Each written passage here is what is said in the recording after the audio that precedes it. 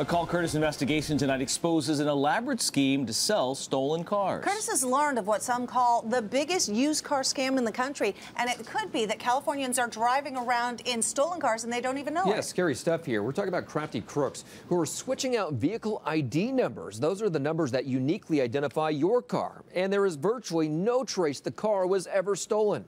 It's what happened to a mother of 5 from Stockton. You early, huh? Going without her car for more than a month, Nikisha Glasper is forced to bum rides to work every morning. I'm just feeling helpless right now. A DMV investigator just told her the Chevy Tahoe she bought from a private seller 4 years ago was stolen. The vehicle ID number on her dashboard had been switched out, and the DMV would have to confiscate her family's only car. I thought I was being punked. I was waiting for Ashton Kutcher to come out. Like, are you kidding me? It's forgery. The National Insurance Crime Bureau's Frank Scafidi says VIN switching is a growing problem. That's where crooks remove VIN plates and stickers, often from old cars and chop shops, then apply those numbers to stolen cars, like the one Nikisha bought, hiding the fact the vehicle was ever involved in a crime. It's still an easy way for somebody to get rid of a stolen car. California is a hotbed for stolen cars, having 7 of the nation's top 10 car theft cities.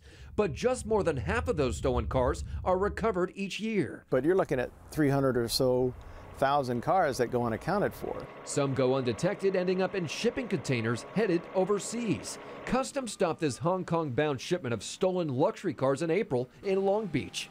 But you could be driving among the remaining stolen cars. They may be hidden in plain sight. Here in the States, out on the road with switched out VINs. It's a really serious problem. The crooks are so good, consumer advocate Rosemary Shahan says you'd never know your VIN on your dash inside the driver's door or etched on your engine have been switched out.